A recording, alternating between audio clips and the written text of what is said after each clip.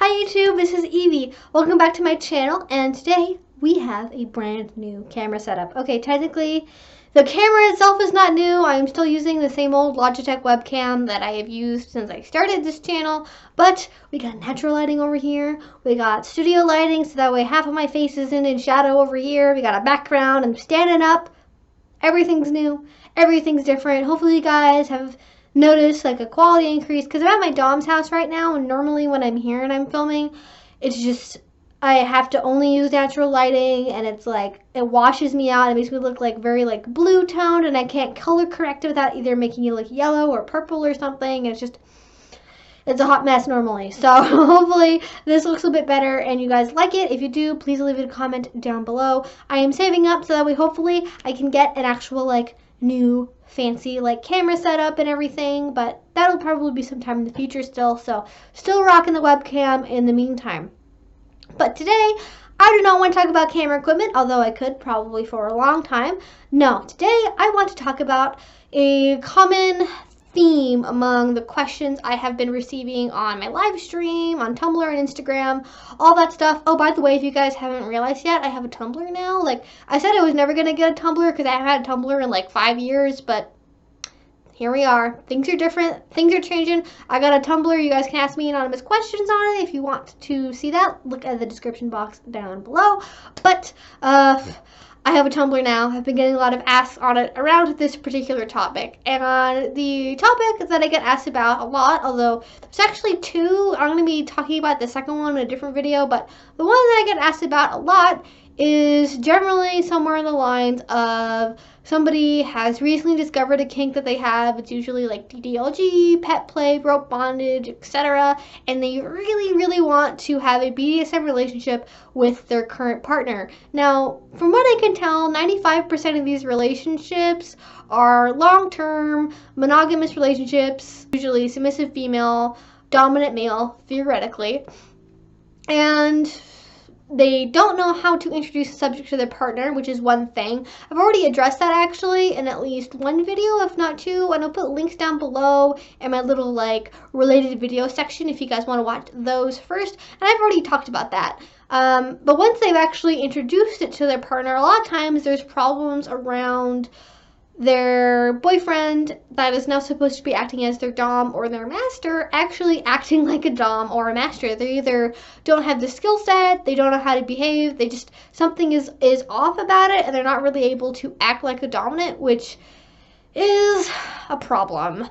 And I don't believe it is your responsibility as a submissive to try and train a dominant how to be a dominant. That's not your job. Your job is to learn how to be a good submissive that is molded by what the dominant wants. It is a dominant's responsibility as the dominant to obtain the skills necessary in order to successfully be a dominant.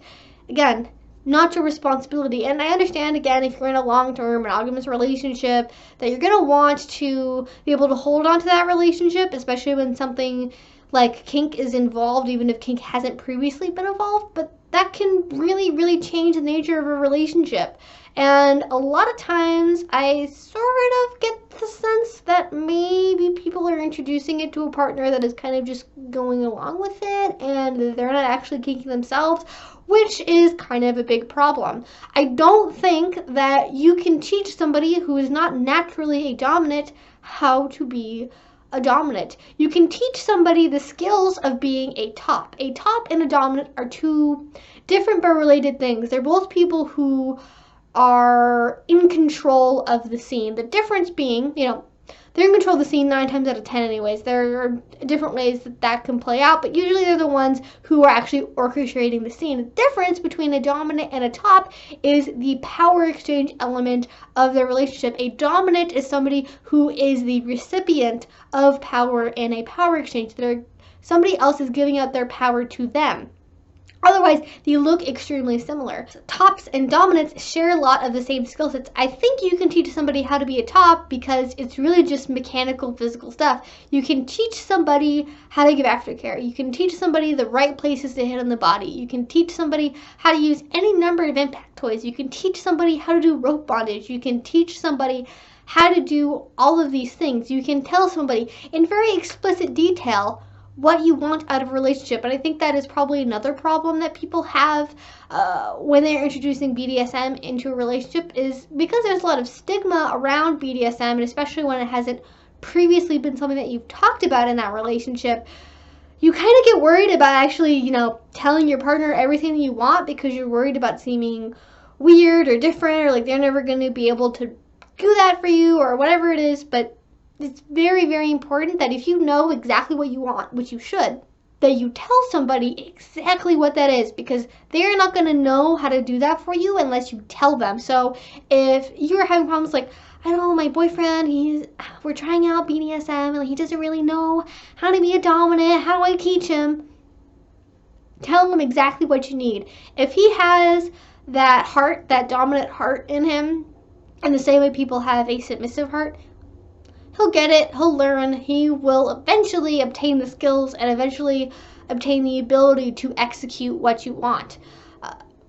And that is its own separate problem. The difference is, I don't think everybody has the capacity to be a dominant. And I'm kind of going back on my other point I was trying to make earlier before I got sidetracked, but you can teach somebody the skills of how to be a top, but that doesn't translate necessarily to being a dominant. I think people who are dominants in the same way that people are submissive is something that is just a part of you, and you don't automatically become a dominant, and you don't automatically have the capacity to become a dominant when somebody in your relationship becomes submissive. It's just... Now I'm going to assume for the rest of this point that you have a partner that very much wants to learn how to become a dominant. They very, very, very, and they're like, they just want to know how to do it. My dear submissives, my dear bottoms on this video, my dear pets, everybody who's watching this video, who thinks that for some reason their partner isn't fulfilling their expectations as the dominant, aside from explicitly telling them what you want in the scene and negotiating with them for what you want, it's not your responsibility, and this is a secret here, it's not your responsibility to teach them and give them the skills of being a dominant, because you're a submissive.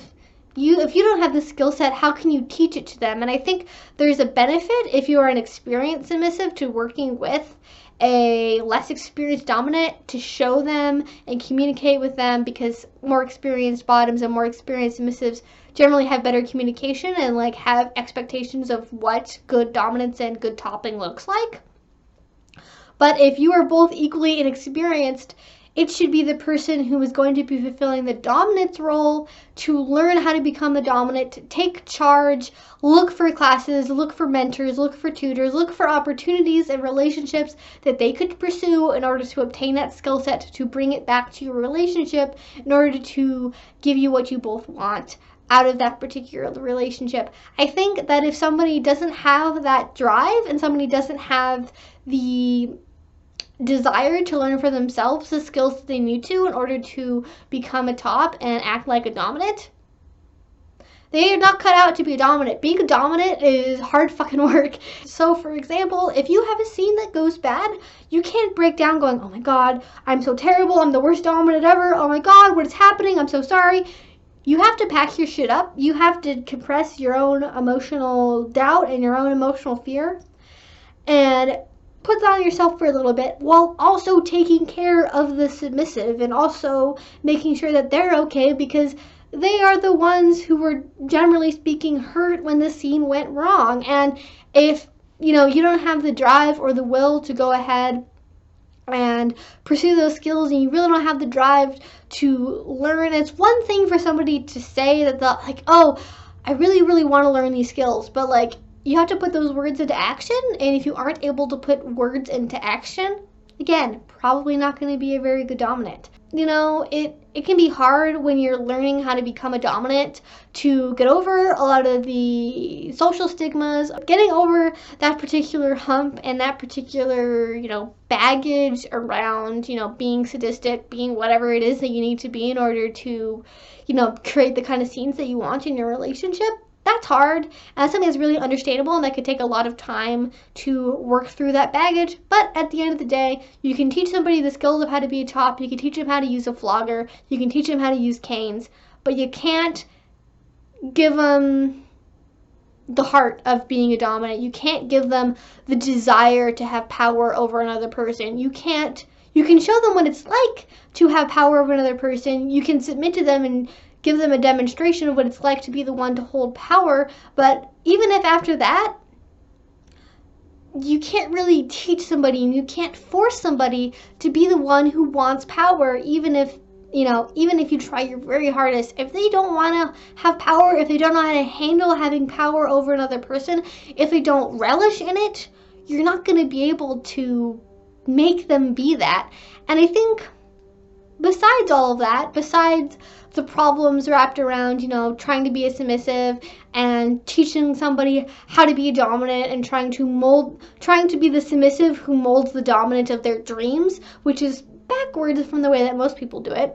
There's also the problem of making somebody who is vanilla a dom and making somebody who is vanilla be your top. That is a huge fucking no-no, and I feel like a lot of these asks come off that way because, again, these people are usually in long-term relationships with somebody they really value and that they care about, but they don't see an alternative, or for some reason in their relationship dynamic, they are not allowed to have partners outside of that relationship that would fulfill those needs for them. But, pet play, DDLG, whatever it is really, really important to them, and they can't imagine having a relationship without that, and they can't imagine being fully happy in a relationship without that. And so, in order to get what they want, they try their very, very hardest to just convince their partner to do this with them, without really any respect to the fact that their partner may just kind of be going along with it. And I think it's very, unfortunately, easy to accidentally do this to somebody. A lot of times, especially again when people are in long-term relationships, there's a lot of investment, there's a lot of fear of losing that relationship, even if it's really not making you happy anymore, or you're really not able to get what you need out of that relationship anymore. So they kind of stick with it, and they're like, oh, well, if I don't do this, she'll leave me, or if I don't do this, she'll find somebody else to do it. And even if they're not really enthusiastic about it, they'll go ahead and do it for you anyways. But that is not a recipe to get a good dominant. That is not a recipe to get a good top. That is just somebody being coerced into doing BDSM, which is, again, big no-no. Don't do it. You can't make a vanilla person kinky. You can show the person, you can take them to dungeons, you can show them videos, you can show them educational stuff, you can give demonstrations, you can explain to them for hours and hours and hours about why you were so into this. But at the end of the day, a kinky person is kinky, a vanilla person is vanilla.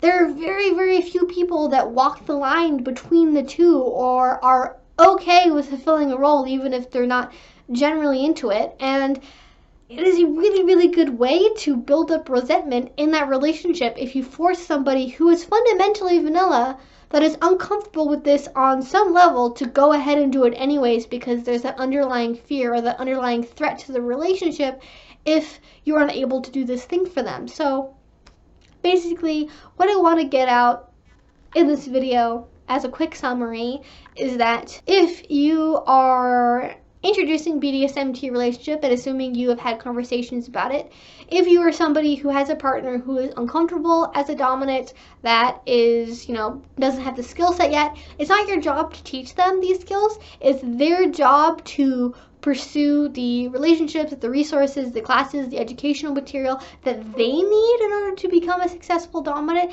It's not up to you as the submissive to mold somebody into becoming the dominant that you want. You can explain to them, you can show them as much as you want, in as much detail as you can about what it is that you want to get out of that relationship. And that can be really helpful, especially if you haven't already had that really in-depth discussion about what you really want. At the same time, there's very much the underlying danger that if you are in a long-term relationship with somebody, your relationship has previously always been monogamous, always been strictly vanilla, that you are going to accidentally on purpose coerce somebody who is fundamentally vanilla, who is at some level uncomfortable with BDSM or just isn't into it for whatever reason, to fulfill a role that isn't really true to who they are. And at any level, that is abusive. And at the end of the day, I would really encourage you, if you are somebody who has recently discovered their kinks and those kinks are really, really important to them, to either reconsider the relationship that you currently have. Consider discovering a play partner that you can have these experiences with while still maintaining your existing relationship. Basically, just find whatever makes you and your partner happy. Please, your partners are not your need fulfillers. They are not there to be what you envision in your head. They're people, they have their own needs, their wants, their own dreams and desires, and those may or may not line up with yours, and that's perfectly fine. But yeah, that's basically what I wanted to talk about today. If you guys have any questions, comments, concerns, stories, etc., please feel free to put that down in the comment section below. All of my related videos, my social media, my Patreon, if you want to support this channel, is going to be down in the description box. And until I see you next time, have a great rest of your day and a great rest of your week. Bye-bye.